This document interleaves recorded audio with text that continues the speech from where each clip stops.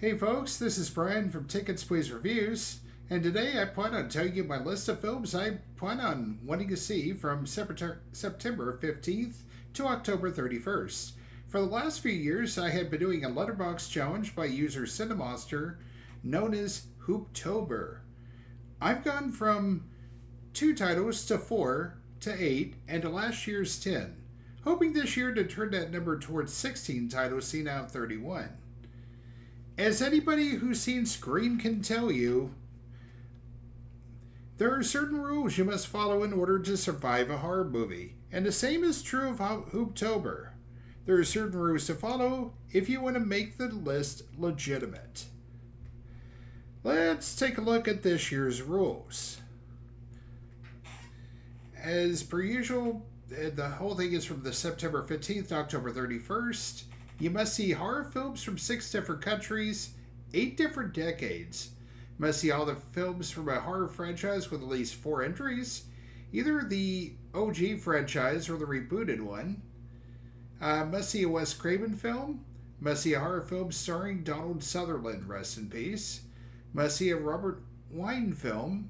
Must see a Michelle Sophie film. Must see a Tobe Hooper film. Must see 2 Indian horror films. Must see 4 Italian horror films. Must see 2 films made primarily or entirely in Texas. Must see a horror film from 1984. Must see a horror film from 2011. Must see a horror film with at least 2 available cuts. Must see 2 horror comedies. Must see 3 horror films from New World Pictures. Must see a horror film with a black woman as lead. Must see a horror film, costs are worsened by the weather, and whatever spots you have remaining can be filled by whatever you want. Obviously, categories can combine here, and I did a little bit of that in order to get to the whole list. That was a lot of rules, so let's see what I cooked up for 2024. For the 6 different countries, I decided to see films from the US, Germany, Italy, India, Thailand, and Spain. As for the decades, the plans to see films from the 1920s, 1950s, 1970s, 80s, 90s, 2000s, 2010s, and 2020s. As for the horror franchise, I'm well versed in the Halloweens, the Nightmare on Elm Streets, the Friday the 13th, and the Screams. I did cross off Texas Chainsaw Massacre 2 last year, so really there's no need to get through that series again for a while. So ultimately I decided on the Child's Play films, from the original that came out in 1988 all the way to The Cult of Chucky, which happened in 2017.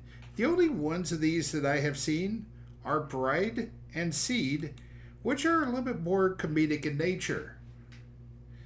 As for Wes Craven, I considered his last one My Soul to Keep, but at the end I decided to see one of his earlier entries instead, 1981's Deadly Blessing, which does feature a young Sharon Stone, and presumably is a better film than Soul, which I started but never finished a few years back. As for Donald Sutherland, I chose Invasion of the Body Snatchers from 1978. I don't think I've seen any of the films in the franchise, so it's high time to get started. Besides, I've been meaning to see this one for a few years now. Robert Wine is a director I've seen before with The Cabinet of Dr. Caligari, but I am going to target the other film from 1920 this time with Genuine, The Tragedy of a Vampire. I'm not sure the title serves as a spoiler, but if Cabinet's any indication, I should look forward to a visually interesting film. I've seen several Michelle Sophie films in the past. Cemetery Man was odd but compelling nonetheless. And despite a few issues, Stage Fright is an underrated horror film. So I'm going to tackle the 1989 supernatural horror film The Church, which is the second film he made after Stage Fright. As for Tobe Hooper, I did see TCM 2 last year, didn't care for it. I kind of felt like the mix of comedy and horror was kind of weak sauce. But I hope my luck improves this year as I arrive at the Funhouse from 1981. The ratings of this one appear to be better anyway, with a fresh tomato meter of 67% and an average Letterboxd rating of 3.1 out of 5. I have seen a few Italian films in the past with both Silvi and Dario Argento, but I'm trying to challenge myself to stretch beyond. I've already mentioned the church.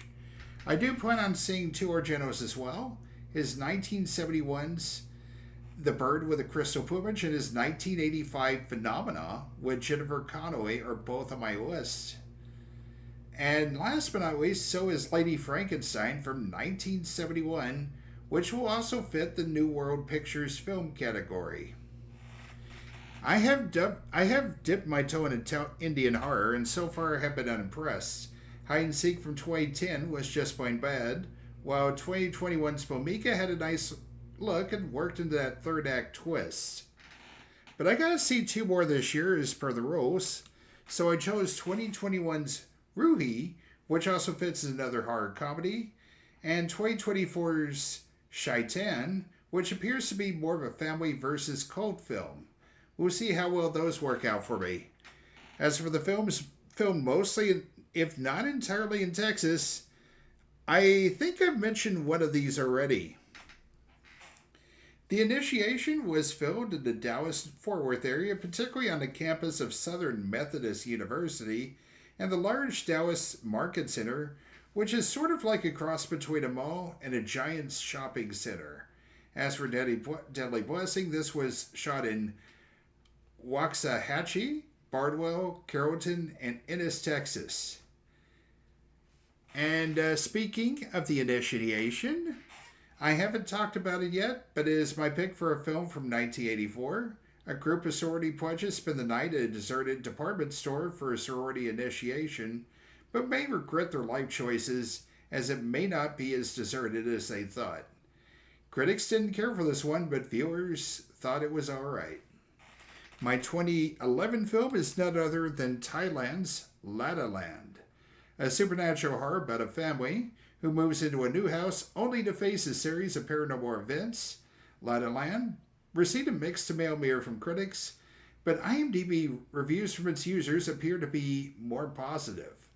For a horror film with two or more available cuts, I guess I'm going to have to bite the bullet and watch Soul Survivors with Casey Affleck, Elijah Dushku, and Wes Bentley. Soul Survivors is a tomato of 4% and an average IMDb rating of 3.9 out of 10. Perhaps we're looking at a future entry to the Cinema Hall of Shame?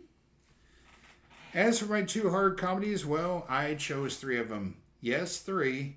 From the Child's Play series, both Bride and Seed of Chucky would qualify as funny, scary movies. And then so would Ruhi from India. After all, variety is the spice of life. I mentioned two of the New World titles already, and Lady Frankenstein, The Initiation, but there's one more title I've yet to talk about, and this one is a doozy. Larry Cohen's 1976 film, God Told Me To, is about a New York cop trying to solve a series of murders by random people telling him the titular reason. Featuring Andy Kaufman in a minor role, this stars Tony LoBianco and Sandy Dennis. The tomato meter is at a juicy 80%, and the Letterboxd average user rating is a 3.4 out of 5, so this could be a highlight of this year's viewings. And as for a film starring a black woman, I considered us to completely catch up with the Jordan Peele viewings, at least until the next film drops, but instead I chose 2019's Ma, starring Oscar winner Octavia Spencer, as a lonely woman who agrees to host parties in her basement for a group of teens. But when her hospitality starts to turn to obsession, and it's quite possible that there's more to her plans than that. Featuring Julia Lewis and Alice Janney, Ma got a tomato meter of 55% and a Letterboxd rating of 2.5 out of 5. So this one sounds kind of divisive. So what side of the fence will I end up on? I struggled a bit with a weather-related horror film, but I finally settled on 2023's The Flood, which features a life-and-death struggle for prisoners and guards when a hurricane breaks, leading to a gator infestation. Starring Nikki Whalen and Casper Van Dien, The Flood has a tomato meter of 33%, and the average Letterboxd rating is at 1.6. Well, they all can't be good, but I'm down for watching an entertaining bad movie. Hopefully, this will be it. And now we have reached the freebie zone. Once the categories are filled, any spots left over are freebies, and I thought I'd try to catch up with some horror from the last couple of years. Of course, there's a couple of exceptions. We'll get into that in a minute. Let's start with a film that I started last year before running out of time. Maybe my second go-around of Five Nights at Freddy's will be completed in time for this year. Starring Josh Hutcherson and Mary Stuart Masterson, hopefully I like this film based on a video game series, even though it has a 32% tomato meter and a Letterboxd average of 2.6.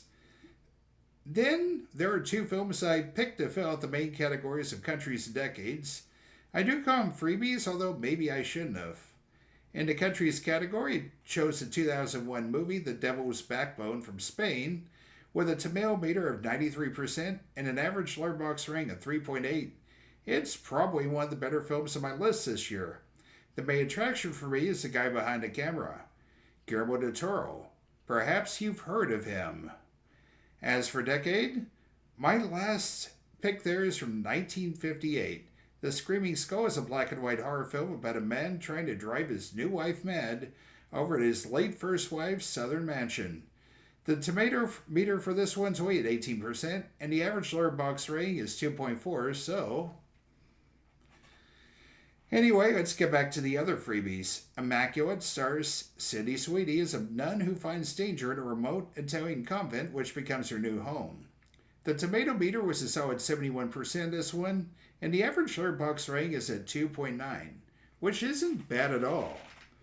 Tarot is another 2024 horror film about a group of teens who regret breaking the sacred rule of tarot readings. The tomato meter is only at 18%, and the Letterboxd is averaging 2 out of 5. So this might be one card I might regret pulling. Abigail is another 2024 film with a tomato meter of 83% and an average Letterboxd rank of 3.1. The heist film turned into a horror film might not have done well at the box office, but it looks like it could hit the spot for me here.